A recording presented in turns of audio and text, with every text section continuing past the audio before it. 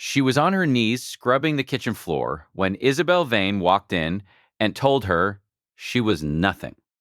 That was the word she used. Not incompetent, not dishonest, nothing. The way you might describe a smudge on a window or a stain that had already been cleaned. Clara Ose heard it and kept scrubbing, and her hand did not stop moving, and her face did not change. And that was the thing that made Isabel say it again, louder this time, for the benefit of the 6 people standing in the doorway behind her, the caterers and the event planner, and Edward Whitmore's sister, and the 2 housemaids and the young woman from the florist who had come to discuss the centerpieces and had not expected the afternoon to go this way. You are nothing, Isabel said, and everything you have taken from this house will be found. Clara Ose stopped scrubbing. She sat back on her heels and looked at the floor she had just cleaned, pale limestone, still wet, her reflection wavering in the surface. And then she stood up slowly, the way a person stands when they're deciding something. And she turned and looked at Isabel Vane.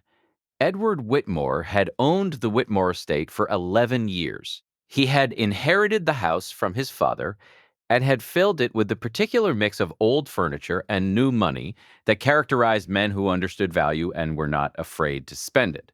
The antique writing desk in the library, the commercial kitchen he had installed when he understood that the house needed to be used rather than preserved, the indoor swimming pool in the East Wing that his children used every morning before school. He had 300 acres of grounds, a company worth 460 million pounds, and a name that appeared in the financial press twice a year and in the social columns rather more often than he would have preferred. He had grown up hungry in a way that people who had grown up comfortable could not fully imagine. Not dramatically hungry, not visibly poor, but the specific lean hunger of a household where money was always almost enough. And the almost was what you tasted. His father had worked 2 jobs for 22 years and had died at 63 without ever being thanked for it in any formal way. Edward had remembered that when he built his first company, he had remembered it every time since.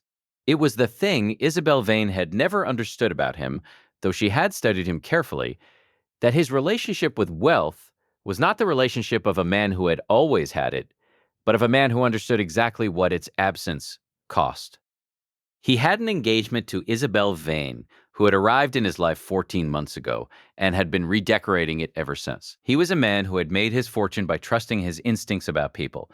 6 months ago, his instincts had failed him comprehensively when a business partner of 12 years had siphoned 11 million pounds from a joint venture and fled to Portugal, and Edward had not seen it coming, had seen, in fact, nothing but a man he considered a friend sitting across a boardroom table with an honest face. It had not broken him, it had done something quieter and more lasting. It had made him distrust the evidence of his own judgment. Isabel had known this. She was intelligent in the particular way of people who pay close attention to wounds. Clara Ose had worked in the Whitmore household for 4 years. She had been hired by the previous housekeeper as a daily cleaner and had over 4 years become something harder to name. The person who knew where everything was kept, where everything went, how the house breathed. She knew that Marcus, Edward's 12-year-old son, needed the sitting room lamp left on when Edward worked late because the dark corridor frightened him and he was too old, in his own estimation, to say so. She knew that Lena, who was 9, ate her breakfast faster when Clara sat at the corner of the kitchen table with her own cup of tea and talked about ordinary things, the weather, the birds in the garden, because the mornings were hard for Lena since her mother had left. She knew the particular silence of the house at 6 in the morning and the particular silence at midnight and the difference between them. Isabel Vane had noticed all of this. She had noticed specifically that the children went to Clara with things they did not bring to her. She had redecorated that particular truth into a grievance, and she had been looking with the methodical patience of a woman who believes she is owed more than she has been given for the right moment to act on it. The right moment had arrived 3 weeks ago when she opened the medicine cabinet in the master bathroom and noticed that the level of the antibiotic prescription, Edward's prescription left over from a chest infection in the autumn, never finished, was lower than she remembered. She had said nothing. She had taken a photograph with her phone. She had waited and she had watched and she had taken 3 more photographs over the following 2 weeks. And she had compiled them into something that looked, when presented to Edward over breakfast on a Tuesday morning, very much like irrefutable evidence. "I didn't want to be the one to tell you," Isabel said, sliding the phone across the breakfast table with the careful sadness of a woman performing sorrow she does not feel. "After everything with Marcus Holt, I know how much trust means to you. I know how much it costs, but I couldn't not tell you." Edward looked at the photographs. He looked at them for a long time. "She may have a reason," he said. His voice was careful.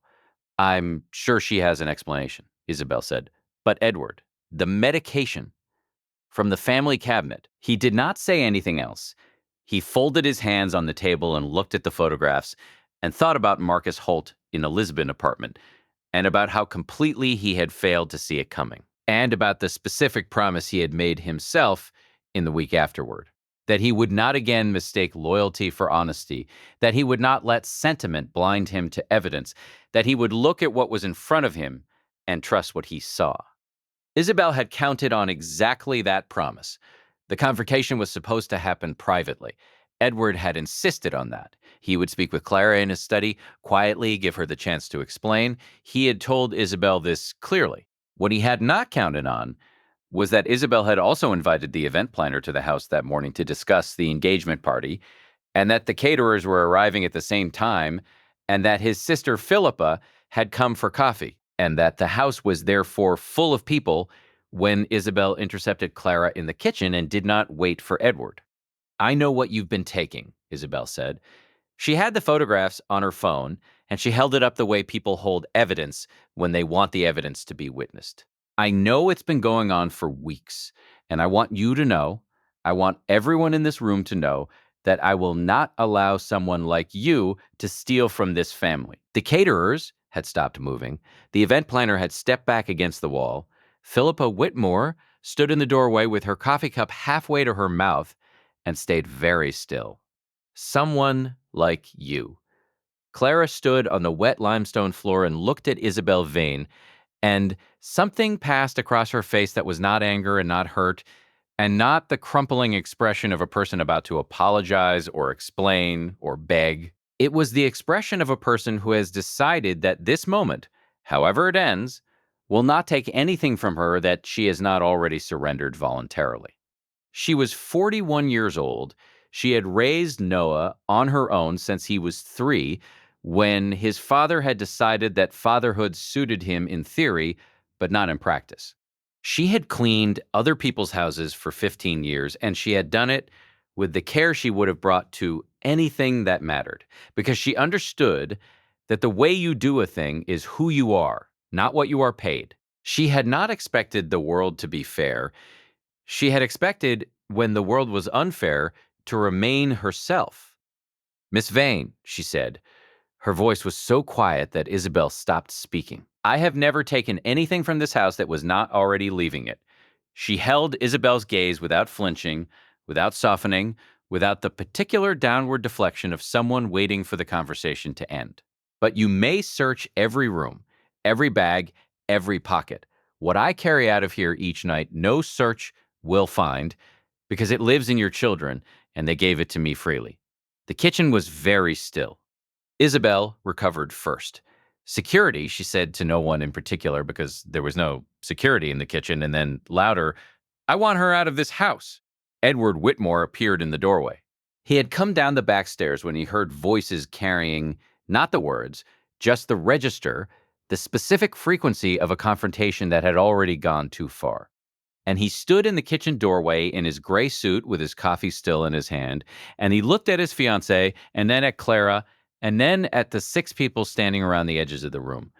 And something in his expression shifted, the way the light shifts when a cloud changes position, not dramatically, but completely.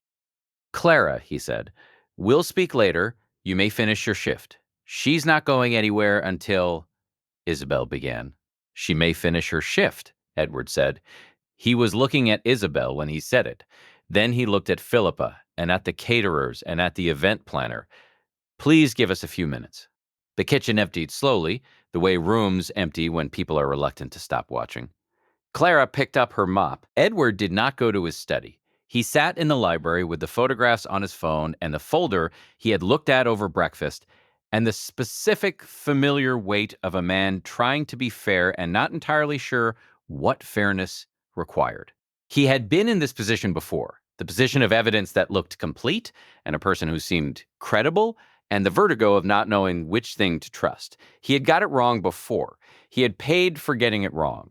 He looked at the photographs for a long time. He had seen worse evidence presented in worse faith and had known it immediately. The false invoice, the inflated contract, the supplier who had been billing for services not rendered. He was good at evidence. That was something he genuinely trusted in himself. The one thing the Marcus Holt disaster had not dismantled entirely. He was good at looking at a set of facts and asking the question that the presenter of those facts did not want asked. The question he kept not asking about the photographs was this: why would a woman who had worked carefully and honestly in this house for 4 years suddenly begin taking medication from the family cabinet in small, tracked quantities that she could easily have concealed more effectively if she had wanted to conceal them? Why take one tablet at a time? Why keep the pattern so consistent and so visible to a careful observer? These were not the behaviors of someone helping herself. They were the behaviors of someone in a specific and urgent difficulty, using what was available, trying to leave as light a footprint as possible. What he kept returning to was the thing she had said: what I carry out of here each night, no search will find. He turned it over in his mind the way you turn over a sentence that does not mean what it first appears to mean, because it lives in your children. He had been in this house for 4 years at the same time as Clara Osei, and he had watched his children in a general and preoccupied way, the way busy men watch children, registering that they were present and appeared well, and stopping there, accepting the result without asking about the effort. He had not thought about what made them well. He had not thought about who had contributed to that. He had not thought about it because he had not needed to. That was a thing about having enough money. The things that needed to be thought about got thought about by someone else, and you paid for the thinking, and you stopped noticing who was doing it, and eventually the person doing it became furniture, and the furniture became invisible, and you began to confuse your own comfort with your own virtue. He thought about his father working 2 jobs for 22 years, and about all the people who had never asked his father's name either. At 5:15, he heard the service door close. He went to the window. Clara Osei was walking down the path toward the service gate, her canvas bag on her shoulder, her coat buttoned, her stride even. He watched her reach the gate and push through it without looking back, the way she had looked, not back every evening for 4 years, as though she left each shift completely rather than carrying it home. He made a decision that surprised him. He did not call a car. He went to the coat rack in the hall, took his overcoat, and went out through the front door and around the side of the house. She was far enough ahead that she would not turn and see him if he stayed to the far side of the lane. He told himself he needed to understand something fully before he acted on it. After Marcus Holt and the boardroom and the honest face, he had promised himself that he would look at the evidence with his own eyes, not read it in a folder, not accept it secondhand, but see it. He had not kept that promise this morning. He was going to keep it now. She walked to the bus stop at the end of the lane. He kept his distance. The bus took her north, away from the estate and its 300 acres, away from the limestone and the commercial kitchen and the east wing with its pool. He sat in the back row with his collar up and watched the streets change through the window. And they change the way streets change when the money runs out. Not suddenly, but steadily. Each block a fraction different from the last, the accumulation of small deficits becoming something large. The trees thinned, the pavements narrowed, the shop fronts got older, and their signs got quieter, as though they were no longer trying to attract anyone who was not already coming. He had grown up without money. He had forgotten what it looked like from the inside. Clara got off at a stop on Brennan Road and walked quickly, the walk of someone who knows exactly where she is going and has counted the minutes of every route there 1,000 times. Left, then right, Then, along a road his phone's map called Culverton Lane, a name that grew less accurate as the lane narrowed and the pavement became something more advisory than physical. The houses here were 60-year-old terraces, functional and tired, built for the needs of a decade that no longer existed, and maintained imperfectly since. Gardens gone to gravel or long grass. Bins lined up like a row of resigned sentries. Windows with the particular opacity of glass that has not been washed recently, or curtains that have been washed too many times.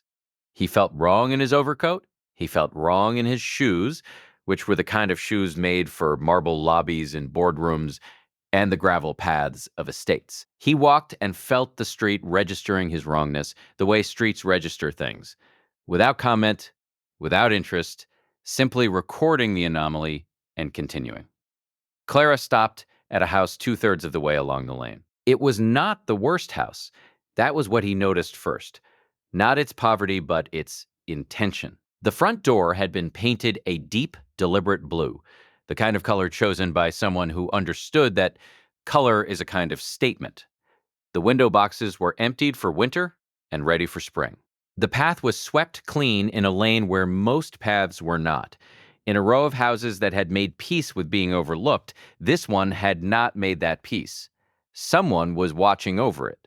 He crossed to the far side of the road and stopped level with the ground floor window. The curtains were thin enough that the lamplight inside made shapes visible, the outlines of furniture, the orange glow of a room that was warm on purpose. He stood in the cold November dark and told himself he would leave in 60 seconds. He heard it first, a child's voice, high and unguarded and entirely certain. Mum. Mum, you're home. Not a question, a landing. The specific relief of a child whose waiting has ended and who does not know how to name the relief except by naming what caused it. Edward Whitmore went very still. Through the pale curtain, he could see shapes moving. Clara, her coat half off, crouching down, and a small figure running toward her from the back of the room, arms already out.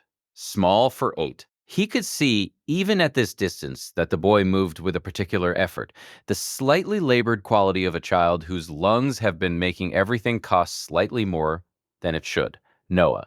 He had not known the name this morning. He knew it now because he had read the personnel file in the library properly for the first time and found the emergency contact entry and the line under medical notes. Son requires daily medication, may need to leave promptly if called. That line had been in the file for 3 years. He had never read it because he had never read the file. Clara caught the boy and held him, and he pressed his face against her shoulder, and she held the back of his head with one hand the way you hold something you are not going to let go of. Then she set him back and held his face in both her hands and looked at him, reading him the way parents read sick children, cataloging the small signs that strangers cannot see. The color under the eyes, the depth of the breathing, whether the day had been a good one or one to be got through. He said something. She laughed, a real laugh, brief and warm, the laugh of someone genuinely surprised into joy, and stood up and ruffled his hair gently. She went to the kitchen area at the back of the room. She opened her canvas bag and took out a small white pharmaceutical box and set it on the counter. She opened it and counted the tablets inside, counting them the way you count something you cannot afford to miscalculate. Her lips moved. 1, 2, 3, 140 pounds a month. He stood in the cold lane, and he looked at the blue front door and the winter-ready window boxes and the swept path, and he understood, with the specific clarity that arrives when you have been not understanding something long enough, what this was. Not a theft, not a secret shame carried home in a canvas bag. A calculation. A woman calculating how to keep her son alive on the salary he paid her without asking him for anything because she had worked out correctly that the asking would have cost her the job or the dignity or both, and she could not afford to lose either. He had sat at a breakfast table that morning and let her be called nothing. He turned and walked back the way he had come. The cab home took 40 minutes, and he did not speak during it. He sat with his hands on his knees and looked at them and at the streets outside the window. And he thought about a small boy running to his mother's arms and about a woman counting tablets at a kitchen counter, and about a line in a personnel file he had never read. He went to his study when he got home. He got out a legal pad. He wrote for 2 hours. In the morning, he called Thomas into the study before anyone else arrived. Thomas, the household's butler for 17 years, who had been standing near the door of the kitchen when Isabel had conducted her performance, who had watched every word of it and had not intervened, not because he did not want to, but because he understood, with the long knowledge of someone who has seen this household through many versions of itself, that the moment for intervention was not in that kitchen and was not yet, came in and sat down and looked at Edward with an expression of quiet, patient readiness. "The medicine cabinet," Edward said. "When was it last restocked?" "October, sir. Miss Vane requested a full restock after your chest infection resolved. I was present for the order. And Clara has worked here every day since October." "Every day, sir, without exception." Edward nodded. He showed Thomas the record on Clara's phone. He had asked her to send it to him before she left the previous evening, and she had, without comment. Thomas looked at it. 41 entries. Every date, every tablet. "She kept a record," Thomas said quietly, and the way he said it made it clear that this did not surprise him. "Did you know?" Edward asked. Thomas paused, not evasively, but carefully, the way a person pauses when they want to be accurate.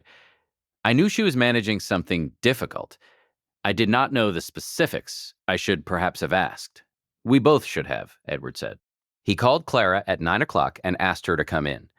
She came. When she arrived, Edward was waiting in the lobby, not his study, not the kitchen, not any private room, the lobby, because what had been said to Clara the previous morning had been said in front of witnesses.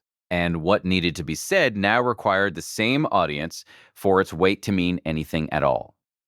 Philippa was there, Thomas was there, the two housemaids, the housekeeper. Edward had called them all and asked them to be there, and he had not explained why, and they had all come. Isabel Vane was not there. She had received a brief message from Edward at 8:30 that morning, formal, final, 3 sentences, and had collected her belongings by 9 while the house was still quiet. And her car had gone down the drive while the first frost was still on the grass, and the house had closed around her absence the way houses close around the absences of people who were always wrong for them. Clara came through the front door in her dark coat, the canvas bag on her shoulder, and she looked at the people assembled in the marble lobby and at Edward standing in the center of it, and her expression was careful, the way you are careful with something that matters and you are not yet sure of. "Mrs. Osei," Edward said. He used her name, her full name, the way a person uses a name when they have finally understood that it belongs to someone. "Yesterday morning, in this house, an accusation was made against you in front of witnesses. No part of that accusation was accurate, and every part of it should have been examined by me before it was ever spoken aloud. That failure is mine." The lobby was very quiet. "I know about Noah," he said. "I know what the medication was for. I know what you have been managing alone in this house for 4 years. I know because I followed you home last night, and I want you to know that I did, because you deserve to know what I saw and how I came to understand it. I am not proud of how I arrived at the truth. I am only grateful that I did." Clara looked at him steadily. Her hands were still at her sides. She had the same quality she had in the kitchen, that absolute composure that was not the absence of feeling, but its most precise and powerful expression.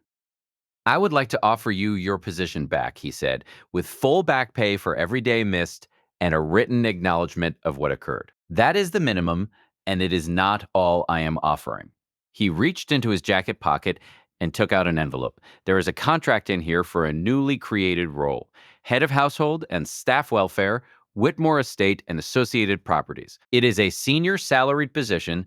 It comes with full private health coverage for you and Noah, permanently, regardless of what else changes."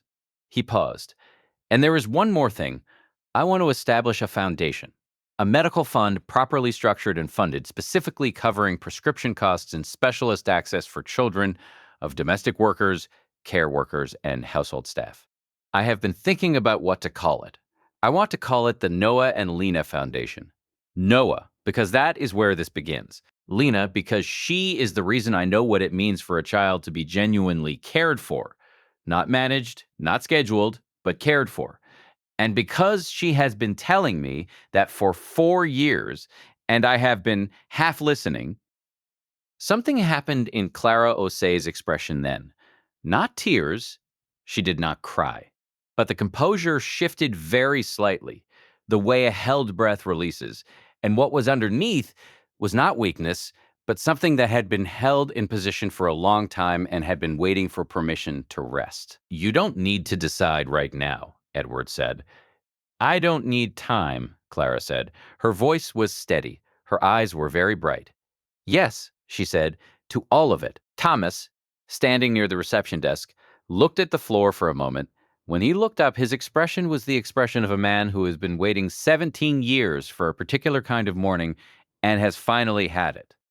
That evening, Edward had the long table in the dining room set for 5, and Clara came with Noah, who was small and careful-eyed, and shook Edward's hand with the formal solemnity of a boy who understood that some meetings were important, and who spent the rest of the evening talking to Marcus about football with the unselfconsciousness of a child who has been sick for long enough that ordinary things feel like gifts. Lena came in from the garden with mud on her boots and walked into the dining room and saw Clara sitting at the table and did not say anything but went directly to the chair beside her and sat down and leaned her shoulder against Clara's arm, the way she did every morning at the kitchen table when ordinary conversation made the world manageable. Marcus looked at Clara across the table. Are you staying? He asked. Yes, Clara said. Good, he said, and picked up his fork. Thomas served, and the meal was a quiet one, the quiet of people who have come through something and have arrived somewhere different and are still taking the measure of the new place. The food was good. The room was warm. At some point, Lena fell asleep against Clara's shoulder, and Clara did not move so as not to wake her, and nobody at the table remarked on it. On the sideboard near the window, a candle burned in a glass jar, one of Lena's from a school project, lopsided and dripping slightly down the side. The flame held steady for the whole of the meal. And then, at some point in the quiet hour after the plates were cleared and Noah was explaining something earnest to Marcus, and the room was full of the particular warmth of people becoming something to each other, the flame moved, briefly, completely, without any draft, without any explanation. It turned as though something had passed close by and noticed and was satisfied with what it found. Nobody marked it out loud. More than one person at that table felt it. There is a kind of person the world is very good at making invisible. Not because they do not matter, but because the world has arranged itself to look past them, to register the clean floor and the fed children and the warm room, and to stop there, to accept the result without asking about the effort. These are the people who know the exact temperature of early mornings and the specific weight of sustained care and the precise cost of making something that holds out of the materials they have in the hours that are left after everything else has been asked of them. If you have ever been told you are nothing, by a word, by a silence, by the long accumulating evidence of being unseen, then you know what Clara Osei knew on that wet limestone floor, which is that the word has no power over a person who knows precisely what she is. It slides away, it finds no purchase, and the person who says it, when the room finally empties, is the one who leaves with nothing. Because what they came to take was never theirs to claim. What stays is what was built with care. What was poured into other people when no one was watching, when there was no reward and no acknowledgement and no audience at all, only the work and the love in the work, and the people made larger by it without knowing. That is what lasts. That is always, without exception, what lasts.